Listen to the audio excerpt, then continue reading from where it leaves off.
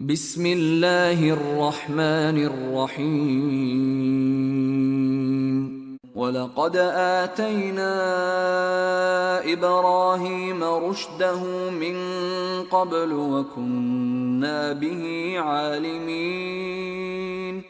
إذ قال لأبيه وقومه ما هذه التماثيل التي أنتم لها عاكفون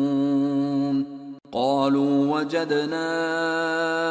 آباءنا لها عابدين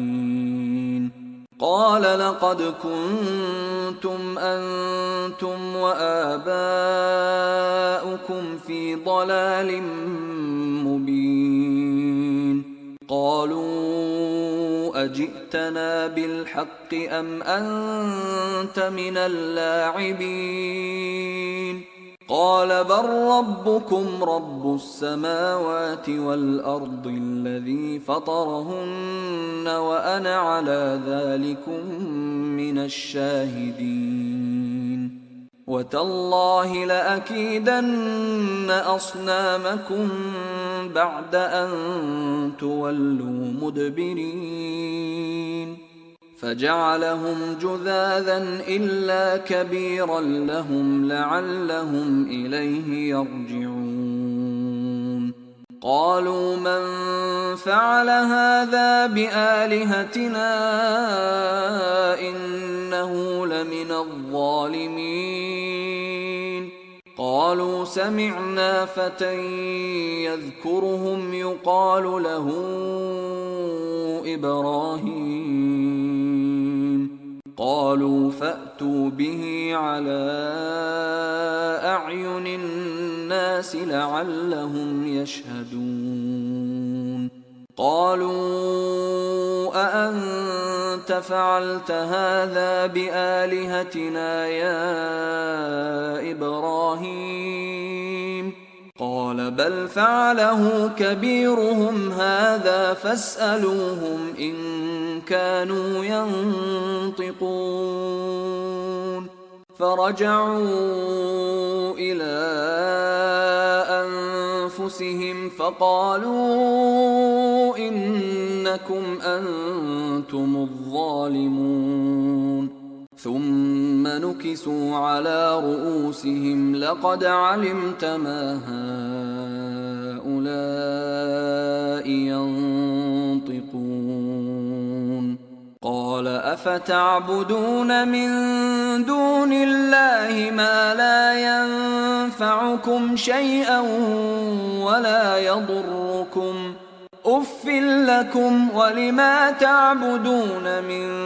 دون الله أفلا تعقلون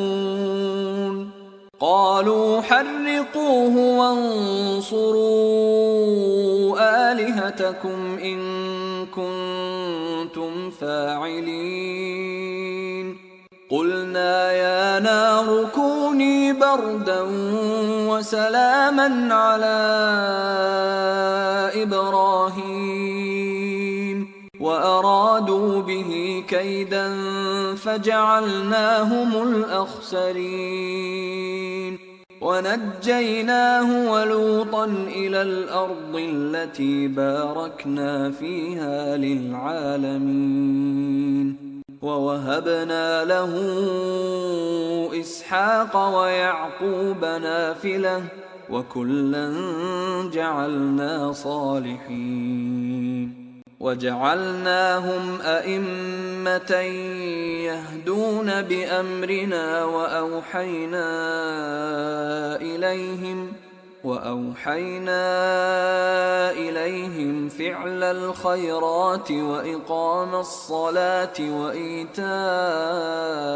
الزكاة وكانوا لنا عابدين ولوطا آتيناه حكما وعلما ونجيناه من القرية التي كانت تعمل الخبائث إنهم كانوا قوم سوء فاسقين وأدخلناه في رحمتنا إنه من الصالحين.